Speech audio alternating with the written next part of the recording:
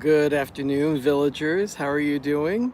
This is Arnie, and this is Pepper Tree Villa, and this is your daily dose of Disney. Hello, Amy. Thank you for joining. Appreciate you being here.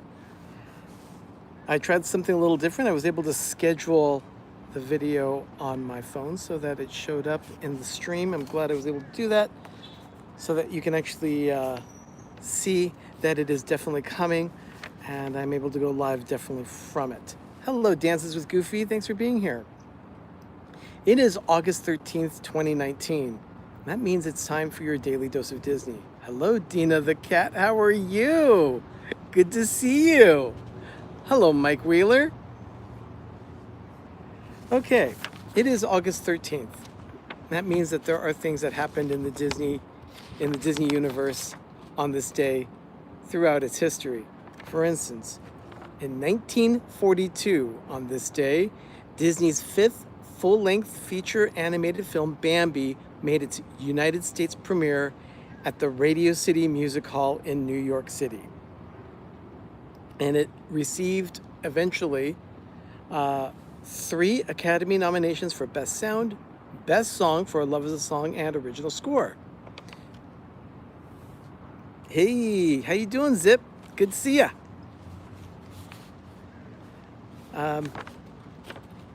Amanda, hi, thank you. Thank you for being here. Appreciate that. This day, August 13th, Marshmallow Man, great to see you. Michael Riley, you too, and Rachel, hi, thank you for being here. So on this day in 1954, August 13th, something significant for Doug and me happened, actually. It's a wonderful thing because they started excavation work of the Disneyland site in Anaheim, California. So that meant that they started really removing all the walnut and orange trees in the area to build Walt Disney's Magic Kingdom. Always happy to talk about Disneyland. In 1983, on August 13th, attendance at Tokyo Disneyland reached a high up to that point. Now remember, the park had opened in Tokyo earlier that year. However, today it reached a milestone of having the highest attendance to date. They had over 94,000 guests in the park at Tokyo Disneyland. Now, I know Disneyland itself in California has had 80,000 plus before, and it is elbows to armpits at that point. It's just so crowded. It's so hard to move around at that point.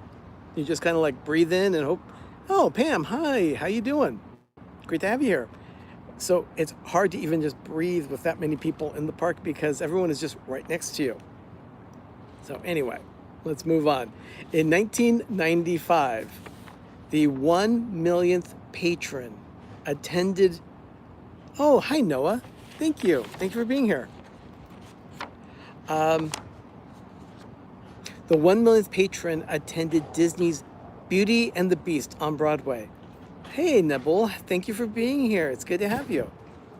So that was a show that premiered on Broadway shortly after the movie, and then they quickly did a transition to Broadway, and it was a natural transition. It was a beautifully done show. But in 1995, the 1 millionth person sat in a seat for the Broadway show. In 2004, on August 13th, something major happened. This was only the 3rd time in its history that Disney World closed. On this day, in 2004, anxious Orlando tourists and residents hunkered down as Hurricane Charley, with 110-mile-per-hour winds, hit Central Florida. The Magic Kingdom, Epcot, Disney MGM Studios, and Animal Kingdom all closed at 1 p.m. that day. And it was, like I said, it was the 3rd closing in Disney World history. And also on this day, just 2 years ago, 2017, sad news at the Orlando Resort. The Great Movie Ride at Disney's Hollywood Studios and the Universe of Energy featuring Ellen's Energy Adventure at Epcot both closed on this day, August 13th, 2017. Hi, Nebel. Thanks for, again, thank you for being here. So that is what I have for history, let me talk about a little news. Now, it's really not news per se, but it's something that I'm really fond of, and that's Lego. Now, the picture that I put out on Twitter and Instagram today showed something that I really must have in my Disney collection. And you know how Doug and I are about having things in our collection at the villa, if you're a frequent watcher of the channel. Patrick, thank you for posting all those links. Yeah, everyone, Instagram, Twitter, and Facebook, Pepper Tree Villa. Thank you so much. That's right, Amy, the railroad.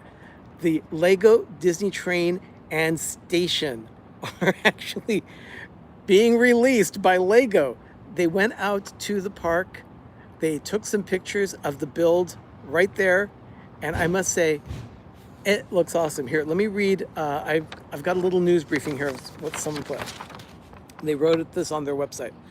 Chugging onto store shelves on September 1st, the Lego Disney train and station is more than just a $330 piece of buildable Disney memorabilia. It's a working train made up of 2,925 Lego bits and controllable via a smartphone app. Did you hear that? It's controllable via a smartphone app. Let me explain. The Lego Disney Train and Station are part of Lego's powered up line of building sets, which uses motors, sensors, and other electronic bits and bring brick-built creations to life. In this case, the tender of the Disney train contains a powered up hub and train motor. The motor lets the tender move the locomotive, passenger car, and parlor car around the 20 pieces of included track. The hub connects to the powered up app, which users can poke at to control the train's movements and sound effects. Hey, Samantha, thank you for being here. This thing makes sound. I am so excited about that. As its name implies, the station portion of the Lego Disney train and station set remains stationary. The front of the building is a stunning recreation of the real-world Disneyland train station on Main Street. The back of the station is open with several rooms available for Lego minifigures to explore. And apparently it's really, really cool. So it's a toy train inside the toy train set. There's a little toy model train inside. So it's a model of, I'm guessing, the Lily Bell, which is at Main Street at Disneyland, at the Main Street station. So I'm really excited about that. And then this is something else, because no set of Disney is complete unless it's got minifigures. And since no trip to Disneyland would be complete without those mascots, the set comes with 5 of them: Mickey, Minnie, Chip and Dale, and finally, Goofy. We get a Goofy minifig with this set. I cannot wait. I really want this. To celebrate the announcement of the Disney train and station set, Lego went to Disneyland and took beautiful shots of the build alongside its real world counterpart. So if you go to the pictures that you see online of this particular Lego set, you will definitely see the train station from Disneyland on Main Street. I guess you can't see. I am so excited about this. So we will be looking for that. Apparently, Doug and I are VIP members of Lego.com, which means that we'll have early access to the set. I don't know that we'll get it early, but we'll see, because we're right in the midst at that point when it's supposedly released to the VIPs. We're going to be on our way to Disneyland. So we'll go ride the real train before building our own Lego Disneyland train at home. But so that's it for the Lego announcement. As you can see, I'm very excited about it. Okay, so let me go ahead and give you a little bit more information here. Tonight on the Disney YouTube network, we have 3 shows that you're not going to want to miss. Starting at 7:30 p.m., 4:30 Pacific time, 7:30 Eastern, More Sunshine Please.